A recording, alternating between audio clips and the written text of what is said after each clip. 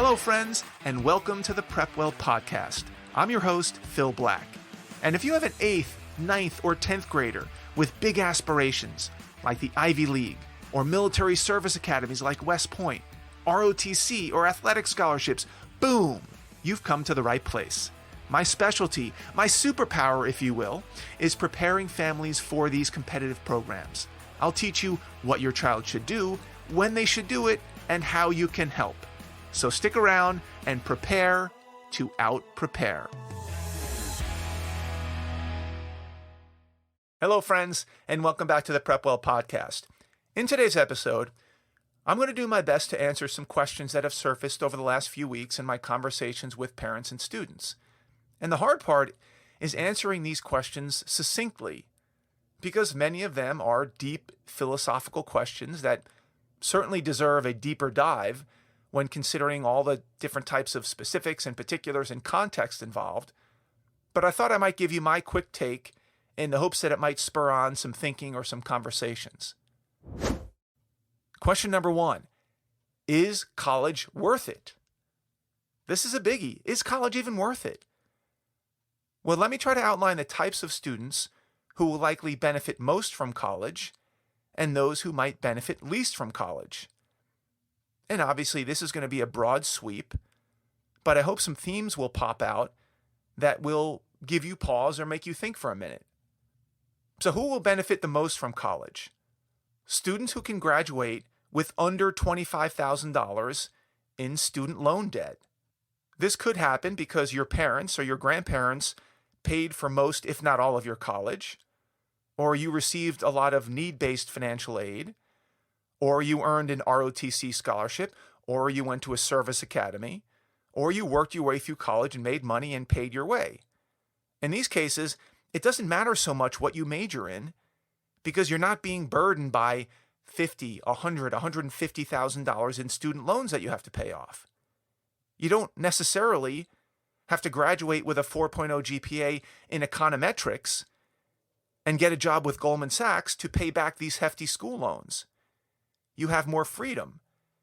You can take the classes you want to take. You can major in what you're interested in and be free to pursue a career of your choosing after graduation. You will learn a lot, presumably. You'll make a network of friends. You'll have a credential. And you'll enter the world with a new perspective at, say, age 24. And apart from graduating from college with limited debt, the students who benefit most are those who took the college admissions process seriously, who got into a college or colleges that fit their needs, and who had an initial plan about what they wanted to study and what they wanted to learn. Well, how about those who benefit the least from college? These are the students who get $50,000, $100,000, $150,000 in debt to go to a mid-tier school. Students who didn't pay attention to the college admissions process.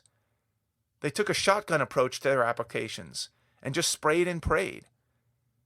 Who didn't have a plan going into college and instead are doing it just because it seems like the next step, it seems like the things to do. All their friends are doing it.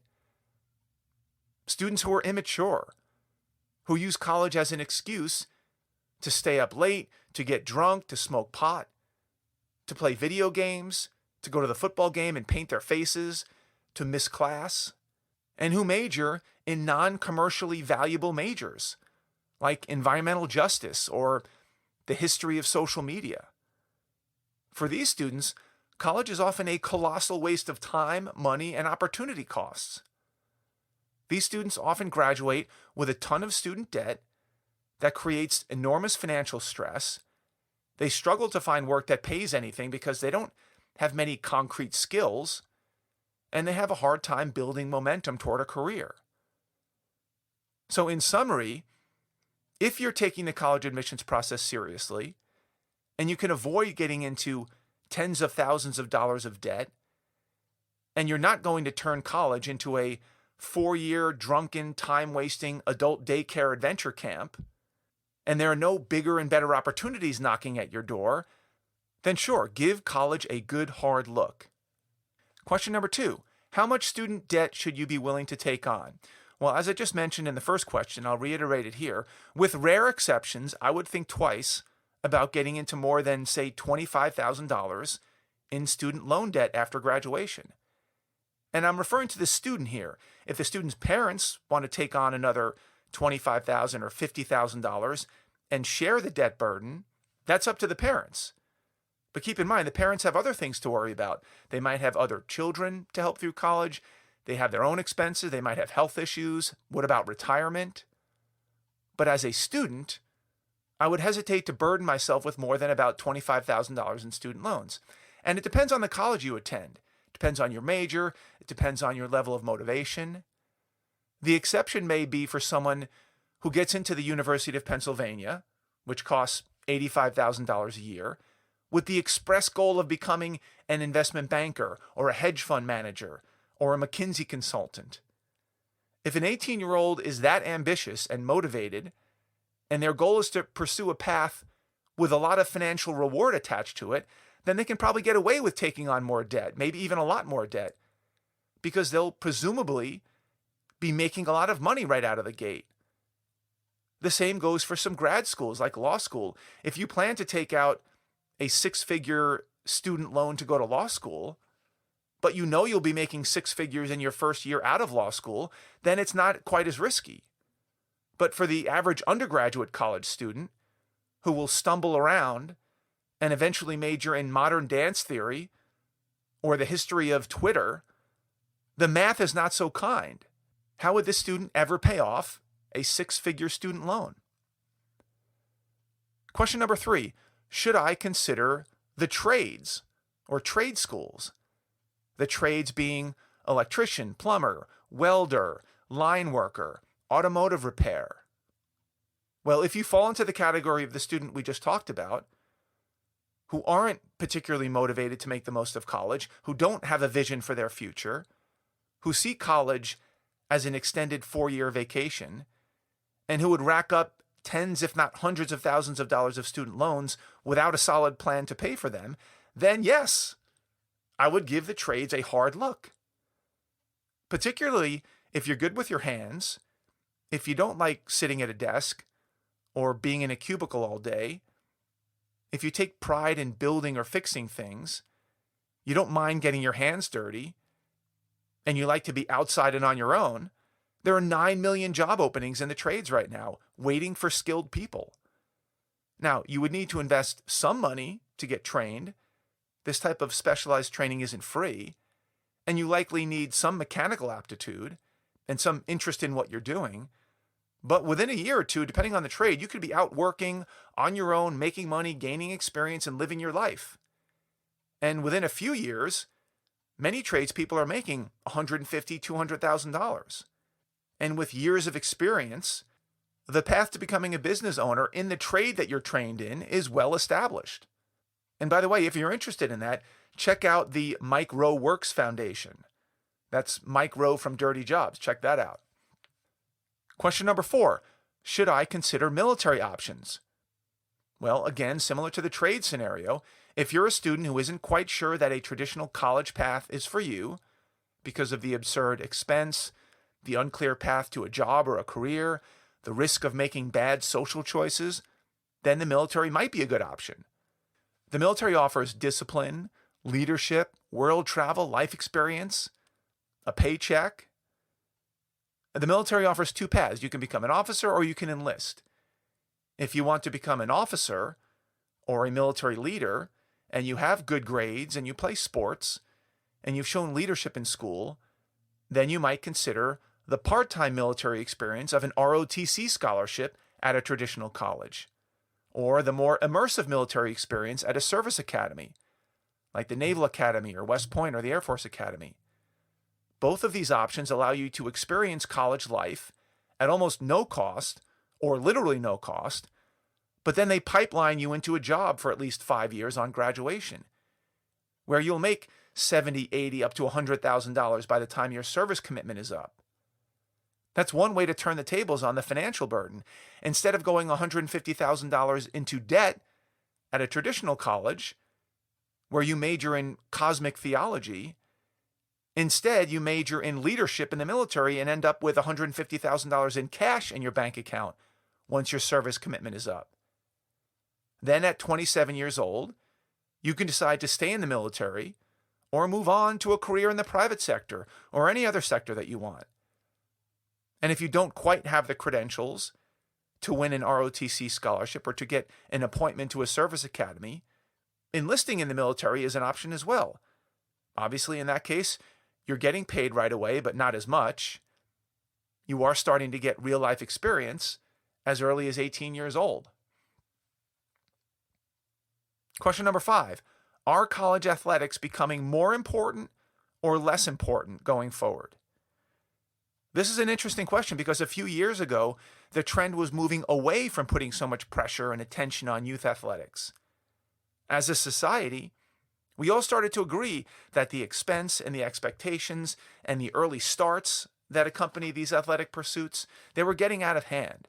The personal trainers, the elite club teams, the travel, the weekend commitments, it all was becoming too much. Well, that trend didn't last long. The surge in using sports as a lever to get into college has never been greater. And by the way, for good reason. As we've talked about many times on this podcast, it's getting more and more difficult for students to differentiate themselves from other students strictly by their grades, their coursework, and their essays. Especially students from certain demographic groups. Everyone is starting to look the same. And sports, and being a recruited athlete, has become one of the last reliable ways to find your way to a selective college. And all of this is being reflected in a renewed interest in youth sports. Question number 6. What is the barbell approach? The barbell approach is a term that I use to represent how a student might approach the college selection process. If you imagine a barbell, you will see a long, skinny bar with weights on either end. The idea is that the opportunities lie at the extremes, at the ends of the bar. On the one side of the bar are the highly selective schools that almost no one passes up. The Harvards, the Yales, the Princetons, the Stanfords, the Naval Academies, the West Points. Even at great expense, these schools have so much credibility in the marketplace and the world that it's hard to go wrong going to these schools. On the other side of the success barbell are the less traditional paths. The community colleges, the junior colleges, the trade schools, the senior military academies, or the military itself. And a highly motivated student with a chip on their shoulder could find tremendous success on this side of the barbell, particularly because of the lower costs and the real-world experience that students get right out of the gate. It's the thin bar in between the two weights on the edges that can get students into trouble. It's the mid-tier, it's the lower-tier colleges that still cost $65,000, $75,000, $80,000 a year and drive student debt through the roof and don't hold much weight in the marketplace. And combine this with a fluffy major and a lot of drinking and missing classes and a middling attitude, and it's a recipe for disaster, which often entails moving back home with mom and dad into the basement. Question number 7. If I was rejected from my dream school, should I go to my match school for a year and then try to transfer to my dream school as a sophomore? In almost all cases, this is a bad idea. I know it's hard to let that dream go, but delaying the dream only to be turned down again might be even worse. Very, very few of the most selective schools have many spots open to second-year transfers. There are some, but they're pretty rare, and they aren't really given to students who didn't get in the first time but really, really want to get in the second time. And keep in mind, by the time you have to submit your transfer application, you'll only have been in your freshman year at your match school for about 2 months, maybe 3 months. You won't really have that much of a track record. How much will your professors really know about you in 2 months to write recommendations? So unless you've done something completely over the top, or there's some undeniable reason why you would be so much better off at that dream school, it's going to be a long shot. I know the knee-jerk reaction is to try again, next time will be better, but I would try your best to let it go. And even for the students who are dead set on doing this, by the time they get to their college and they spend a few weeks on campus and they make friends, they end up loving it so much that this desire to transfer to the dream school often fades away. Question number 8. How many colleges should I apply to these days? I'd say about 10 schools. Ideally, you have a reach school that you really love and that you have a decent shot at, and you pour everything into that application, which will likely be turned in quote unquote early. That early application will serve as the template for all the others, because your first application is almost always the best because you're fresh and you spend a lot of time on it. After that's submitted, ideally you apply to 4 to 5 solid match schools and 2 to 3 safety schools for a total of about 10 or fewer. The key here is that you have to do the upfront research to know what the good fit colleges are. And then you have to bring that same enthusiasm and attention to detail and energy to these applications. Many students get burned out after they submit that early application, and they lose steam on the regular decision applications. And of course, in the back of their mind, they think they're going to get into that dream school or that reach school. So do they really even have to do the other applications? And then at the last minute, they panic and they add 6, 7, 8 more applications. And they all essentially become the same application because they're just copying and pasting different versions of the same essays. Because you can't customize 12, 15, 18, 19 different applications. It takes too much work to do them well. So the key is to apply to fewer schools with higher quality applications and make sure that you love every one of them.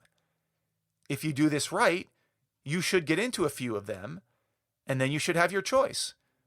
And the last tip is that you always want to assume that you will not get into your dream school, your reach school, especially if it's a big reach school or a lottery school.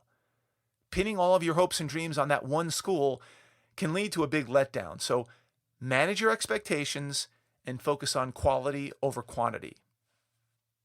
Question number 9. How do I increase my chances of becoming a recruited athlete? Well, let's start out with determining if you have the potential to be a college athlete by 6th or 7th grade. Now, how do you figure this out? Well, number 1, you check out your track record. Have you always been ahead of the pack athletically for your age? Do you have the support of your coaches and parents? Do you have the resources to support what it will take to get to the next level? And by that, I mean the money to pay for the games, the fees, the travel, the uniforms. Do you live in an area where your sport is very competitive? For example, if you play lacrosse, but you're from North Dakota where there's not a lot of lacrosse, that might be hard to get you the level of competition that you need to get to that level. And lastly, think about some of the uncontrollables, like your child's metrics.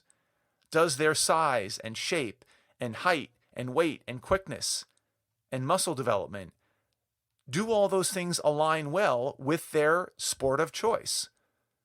And I know this can be hard to predict in 6th or 7th grade, but you can make an educated guess by looking at the parents.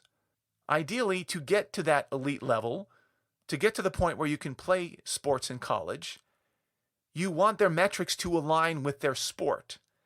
A 5'8" male basketball player has got a long road ahead if they want to be competitive at the college level.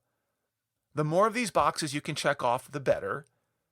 And in the end, you're going to have to make an early call, probably by about 8th grade, and then plan for the best. Question number 10. Should I still take the SAT or ACT? Yes. I'm not sure why you wouldn't take it these days, unless you're strictly applying to schools that are test blind, which means they don't accept any scores even if you wanted to include them. Those schools are very rare, by the way, at least for now. And I know that quote-unquote test optional policies are still alive and kicking and tempting many students to skip the SAT and ACT, but do so at your own peril. Test optional does not mean that they don't consider scores. It means that they're not requiring scores. A strong SAT or ACT score can go a long way in solidifying the strength of your application, even in a test optional environment. And remember, unlike athletic scholarships, which are next to impossible to get, merit scholarships are far more common and more generous in many cases. Merit scholarships are used to entice students with strong grades and high SAT and ACT scores to go to school X instead of school Y. No SAT or ACT scores, no merit scholarships. Some merit scholarships are for $25,000, $30,000, $40,000 a year, which can be game changers. So don't blow off that SAT and ACT. Well, that was 10 rapid fire questions that I hope gave you some food for thought. And let me say again, these are some pretty heavy questions that require a lot of thinking and analysis and planning, so don't take them lightly. Again, if you're not yet enrolled in PrepWell Academy, where we address questions like this every week, please consider enrolling. The earliest students can enroll is June 1st at the end of their 8th grade year. The latest a student can join is May 30th at the end of their sophomore year. That's only 5 weeks away for all you sophomores. The program is also not open for juniors and seniors who are not already in the program. And as always, if you do have questions specific to your child and their situation, reach out to me. We'll set up a call and we'll go through each one. That's all I've got for you today, folks. Thank you for tuning in. Thank you for the continued support. If you know a parent with an 8th grader, 9th grader, 10th grader, or 11th grader in high school that might find this helpful, please share the episode with them. You can do that by finding this small box with a tiny arrow pointing up. That's the share button. Click that button. Text your friends the link to this episode with a little personal note from you recommending that they give it a listen. If you have questions, comments, or an idea for an upcoming episode, please reach out to me by email, DM me on Instagram, check out our blog, Facebook, connect with me on LinkedIn, because I would love to hear from you. Until next week, goodbye, good luck, and never stop preparing.